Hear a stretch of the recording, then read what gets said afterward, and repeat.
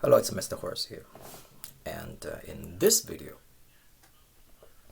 I would like to present part 3 of one of the greatest songs in the entire human existence, American Pie, part 3.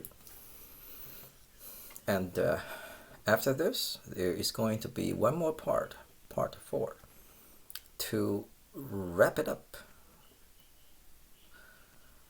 And that's American Pie number 30. So,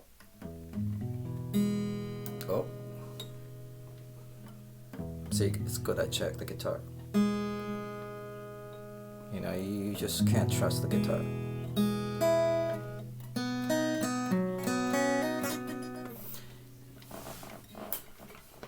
I don't trust this guitar at all.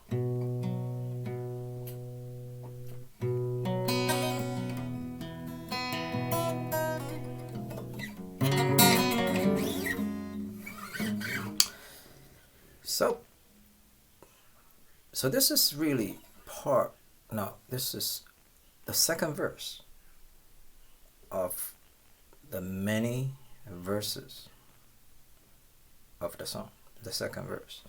And it continued to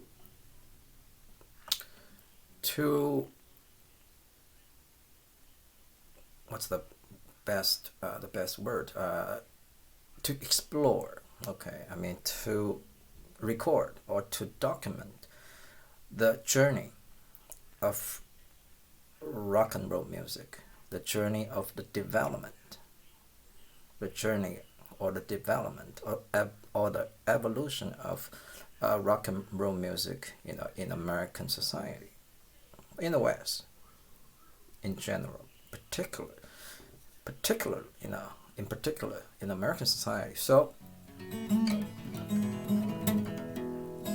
now, 1950s, there was dance music. That was the function of rock and roll in American society. But it changed by 1960. Now, because of the death, according to Mr. McLean, the death of Mr. Holly, 1959.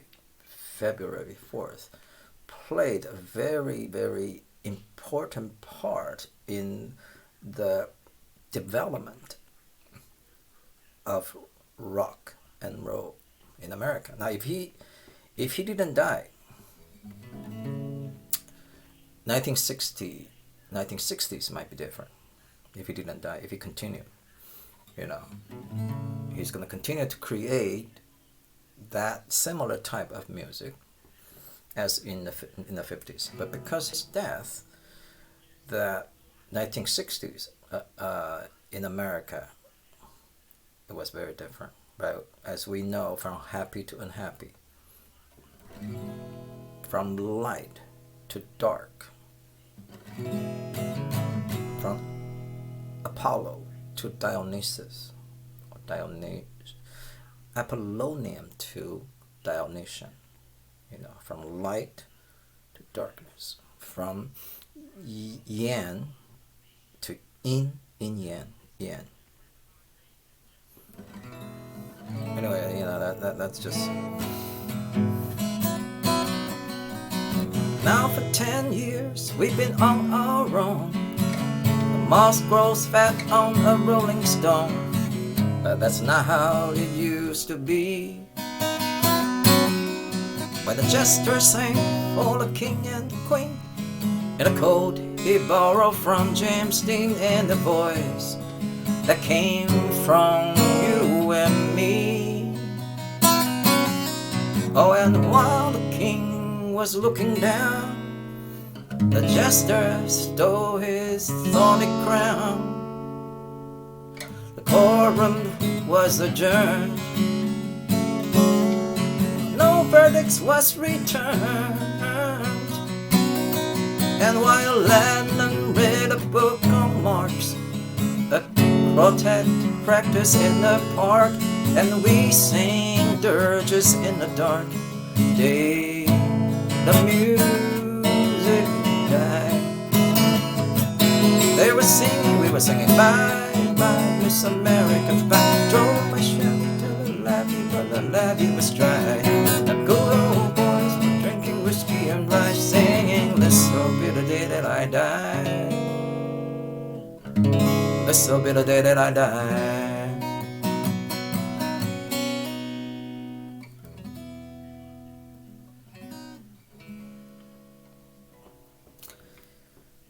Now from here, of course, in the recording, it goes on to the third verse, and then the fourth and the fifth, and go and keep going, right, until the I mean, it's not really outro. I just can't remember the name, the term for. I mean, outro is instrumental, but in American Pie, the first section and the last section, they were not instrumental. I mean, they're actually vocal.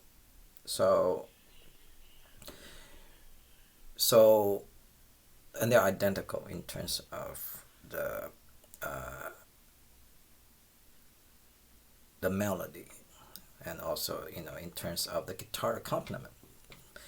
So from the second verse, I skip the rest again because I mean I'm a person of limited intelligence, so I just can't comprehend that much of American history. I mean, it's just too much. So I skip the rest, all the other verses, and I go right to the very end. I met a girl who sang the blues, but I'm gonna save that for part 4 because there's a lot of there is something that really needs a lot of discussion or explanation there. So I'm gonna save that for the last part. So what's going on? I mean, in America, in 1960s, from 1960 to 1969, and 1969 was when Mr. McLean started working on the song. So from 1959 to 1969 it's exactly 10 years. Now for 10 years we've been on our own. 10 years. And then the moss grows fat on a rolling stone. But that's not how it used to be. Now what is that about? Okay, the 10 years. From the death of Mr. Hawley to 1969, when Mr. McLean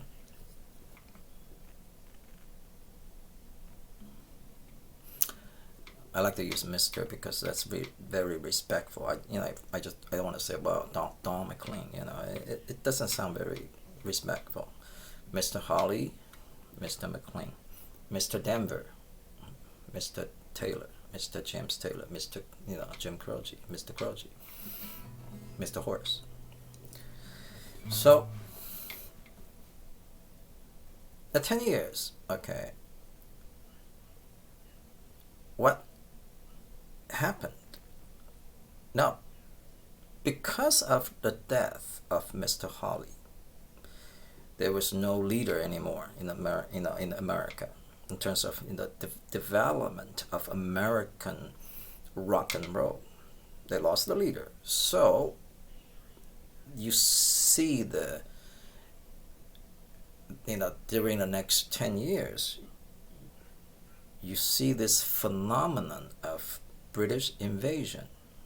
The British invaded, not militarily, not in terms of not politically, not economically, no, musically, British invasion. What does that mean?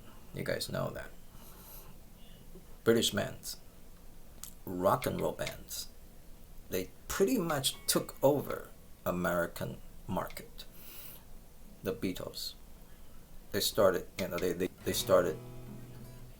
in 1960. I mean, that was the beginning, of the band. So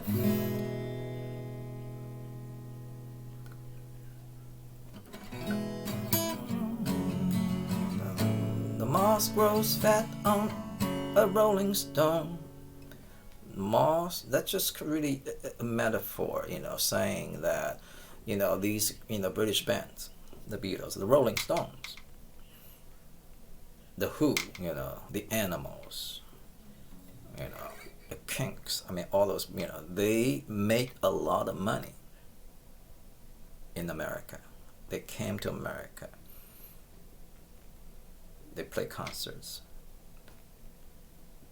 They sold their albums, so they make a lot of money.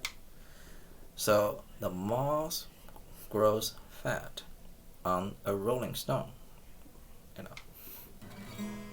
I mean, the Rolling Stones, the Stones, just represent, this entire movement, a British invasion, because there's a vacuum.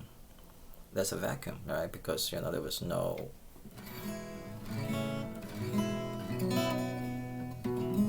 indigenous, movement here of the rock and roll. I mean, it's developing. By 1965, Mr. Dylan created that folk rock, a new genre. And, it really, 1960s is the decade of American folk revival, but not rock, not American rock. That didn't happen until 1970s. It flourished again, American, rock and roll. The Eagles. I mean, there are a lot of other, good, really good bands. But anyway, so when the jester sang for the king and queen, in a code he borrowed from James Dean, and the voice that came from you and me. The jester, Mr. Dylan, Bob Dylan, no doubt about it. He sang for the king and queen. Elvis Presley, king of rock and roll. Queen, Joan Baez, the queen of folk, American folk. So, so Mr. Dylan came on the stage. And the king, and while the king was looking down, the jester stole his thorny crown. The courtroom was adjourned. No verdicts was returned. So now, after Mr. Dylan became, huge, huge, a legend. Now there is a debate between, the fans of, Mr. Dylan, the fans of, Mr. Presley, and who is the king. There's a debate. So, but the court was adjourned. They went into the recession. Recession? I don't know if it's the right expression. But anyway, no verdict was returned. No verdicts was returned. No verdicts was returned. Okay, so there's no decision made. And while Lennon read a book on Marx, the quartet practiced in the dark, and we sang dirges in the dark. The day the music died. So, Lennon, John Lennon. Lennon could be, it's John Lennon here. Paradox, he was interested in, communism, Marx was reading probably the manifesto of communism. It's a short book, manifesto, and but he was a millionaire, multi-millionaire. He was interested in communism. It should a quartet. That's not the Beatles, because if while he was reading Karl Marx, he can't be in a quartet. Wouldn't be a quartet, only a trio. So that probably refers to the Weavers. The most influential in American folk group in the 1950s, the Weavers. And we sang dirges in the dark. Well, a lot of bad things happened in America. For example, the assassination of J.F. Kennedy. So dirges were singing the funeral songs in the dark. The day the music died.